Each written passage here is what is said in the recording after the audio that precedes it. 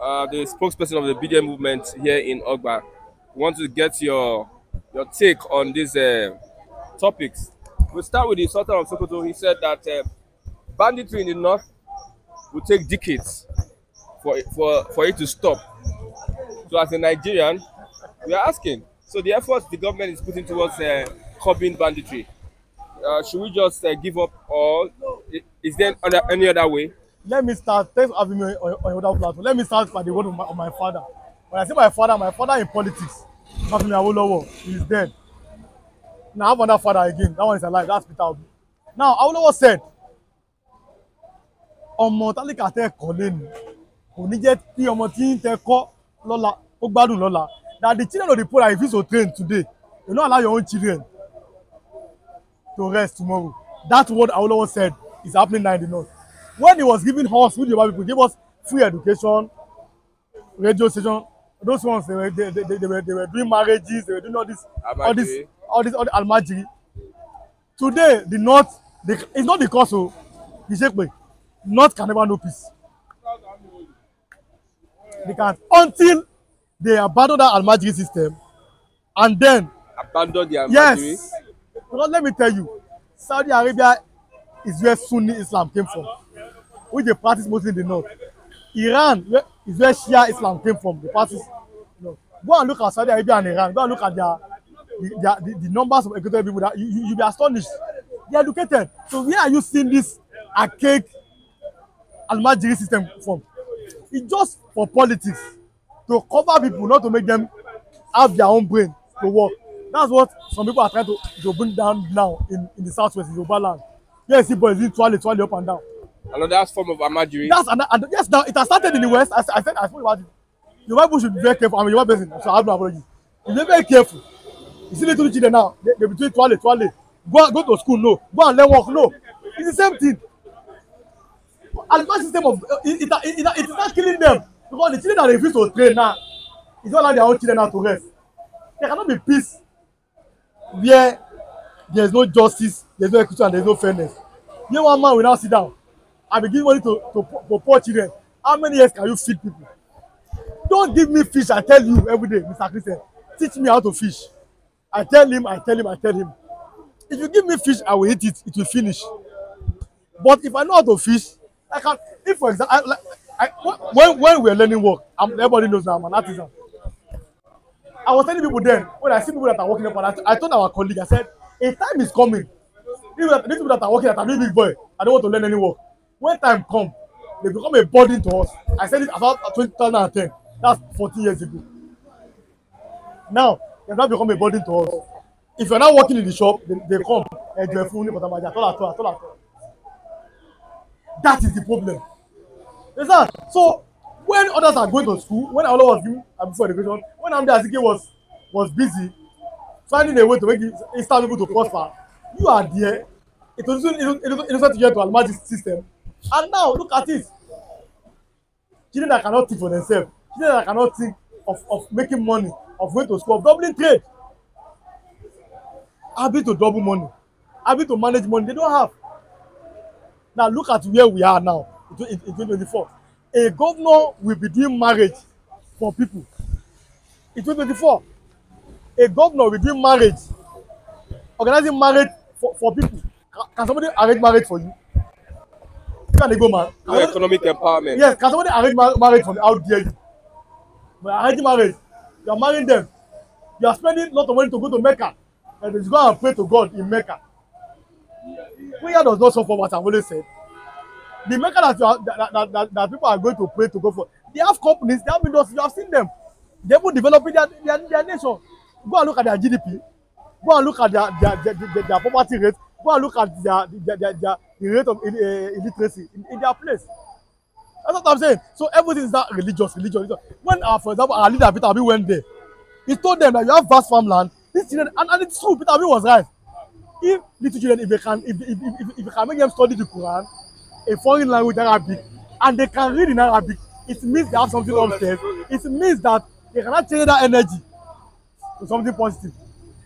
But no, you brainwash them with religion. They see Igbos as their enemy. They see Christians as their enemy. That's the problem. They've not been intentionally put them into poverty. But now, you see, let me tell you something. If you push a goat to the wall, when that goat reaches the end of the wall, if you turn back, those children that have refused to train, those children cannot rest. Because now, instead of them to be now be civilized, they've now been civilized in my language, they say, Otilaju Sodi. They've now been civilized in the wrong manner. Now they're now becoming bandits. Yeah, it is easier to recruit them into banditry. I have a life that I can live. I can imagine somebody come to meet me now that go and kill for Jesus Christ. I will ask you, I was a Muslim before. Up until 2016. I gave my life to Christ on my birthday, which is July 18, 2016. I had the Quran in Arabic, in Yoruba, and in English. There is nowhere in the Quran when they say go and attack innocent people. I can say anywhere. Innocent people go and attack them. No. But that's why you see, a Yoruba man is a Muslim. Can you ever say Yoruba man go and attack Christians? In our family, they are majorly Muslim. Why have they not killed me yet? They won't kill me. But they know they have this understanding and they have this economic sensitivity. Yoruba people, because they are educated. So if you're not ever educated, okay, in Saudi Arabia, okay, now look at them. Different clubs. Ronaldo is joining. What? Are they not an Islamic country? Because they have seen that they are educated. Education will give you liberation. But here we are. Intentionally, you have put these people in poverty. They cannot think for themselves. Now, any small thing, they want to fight for religion. They want to fight for God. They want to fight for God. Can you fight for God? God is divine. The one that wants to fight for God, you will not fight for God. The one that wants to fight for yourself, you will not fight for yourself. Let me give you an example. A governor steals money, 50 billion. That money ordinarily should have been used for hospitals, for roads and everything. Then, because there's no good hospital, there's nothing, you are going to see that maternal mortalities, babies will die, mothers will die and everything. Because there's no good hospital. The people will say, now God now kill them. Where they are going to fight for themselves and say, no, governor, you want good hospital. But then, if they now insult their prophet, they are not going to fight for that. Ordinarily, if the prophet is divine, God should be able to fight for his prophet. So in Nigeria, we live, okay, it's not going to fight for your rights, you leave that one for God. The one that God is supposed to fight for by himself, we are now fighting for God. Look at the way you are ugly. Look at what these banditry is affecting Nigeria, not only the north. That is it too. Like I said, Nigerians, we always deserve. Okay, for example, what will be the future of those children that I'm talking about now that are doing twale? They are not good to school, they are not learning work. Forget about, see, it is time now people that sit down and start thinking, twale, ego. 15, 16, 17 years old boy, go and learn something. There are places, there are vacancies where you can work. You don't want to work. So then what is the future of that people? What is the future of that nation? You understand? So this is deliberate. They know what they are doing. They know what they are doing. Because I don't tell people, the North is dragging Nigeria backward, whether I like it or not. They are dragging Nigeria back. Do you know how much has been expended on the insurgency in Borno State, Maiduguri, Boko Haram? If that money has been used to develop that place, there's no insurgency. It would have been better. That is the thing. So until not that them sit down, what Sultan said is the truth. But that they can now sit down and find the common purpose and tell the new court for the little children. They can go to Arabic school, which is good. That's Islamic knowledge. Let them now go to conventional school. And again, they should not start learning trade. Go and learn work. Don't just teach them the real meaning of Islam. Stop giving birth to children that cannot train. If you can train 2 children, God has given you, train them. If you still train them, you're a poor man, you are marrying 4 wives. How? Say God. God is not an author of confusion. I'm a Christian. God cannot give you what cannot manage. So 1 wife is enough. Marry the 1 wife, 2 children. God. But you want to marry 4th wife. Children, go and take place and do imagine. Even here in Lagos, can't you see them? You have to pity for them. They are innocent. You understand? So now they are not becoming a burden to society. Burden to the Yoruba people, to the Igbo people, to everybody, even to themselves. And again, banditry is not a big business. That's the problem. Even state governments are involved. Politicians are involved. You see, I tell you, for example, you see these Igbo people that are selling this clothes, this spare part. That business cannot end because it's a business. You have people that are doing printing, that are doing, for example, me, that are doing aluminum work, carpentry work. That business cannot. It has become a business. That's how banditry cannot end. It has become a business. They are using it as a cash cow. I'm telling you, a man in Nigeria knows where there's bandits in this country. He's working free. Soldiers don't know there. But a man knows there. A civilian. A civilian. And he talks, people will get angry. And I said, if this man now is a be an Igbo man, he would have been arrested. If that man was to be an Igbo man now, that man would have been arrested. I've been saying it, even a Yoruba man would have been arrested. But now he's working free. So that means there's something that you don't know, that they know. They are never to say it. We know these things now. Can the government work against itself? My brother, you see, sabotage its efforts? Nigeria is the only country that the more you look, the less you see. And the more you see, the less you know. That's Nigeria. That's the fact. Forget it. Because you don't understand how your government, I don't know, to provide something for people. And okay, we saw, for example, they were toppling a bandit leader. The police were there. Yeah. Okay, in Nigeria, if one bandit leader kidnapper was released, this is a celebration. Am I the bandit? So we know these things. If, for example, the way the soldiers treat Yoruba people, they treat Igbo people, they treat Hausa people, by this time, Nigeria will have been better. Equal treatment, but is there equal treatment?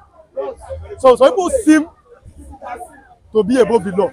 People seem more powerful than the others in a country where ordinarily everybody should be one. So we know these things. You shall know it to make you free. I know I can speak out loudly. I know the truth, and I thank God for that.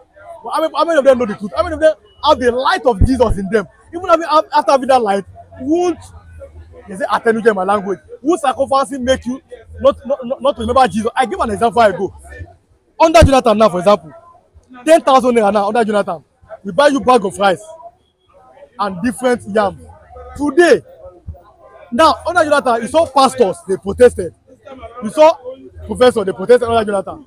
Today now, that same 10,000 now cannot buy you 7 acres of rice. 7 acres. 10,000 naira cannot buy you just 2 yams. How dare you? Can't buy you. The pastors, they are alive. They say pray for Nigeria. The professor is quiet. So it's not about having Christ, it's about having that light to now understand that the truth is here. And you shall know the truth.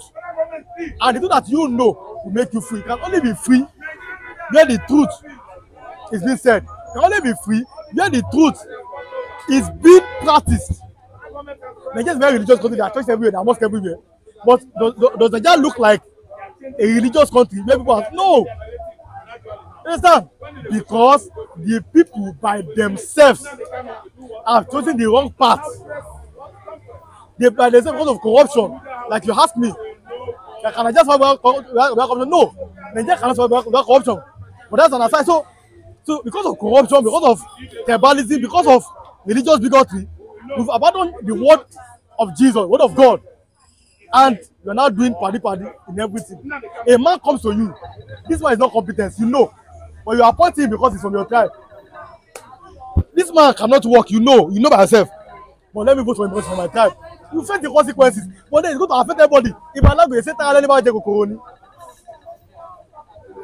if somebody in your company is eating cocoa, it's like ants.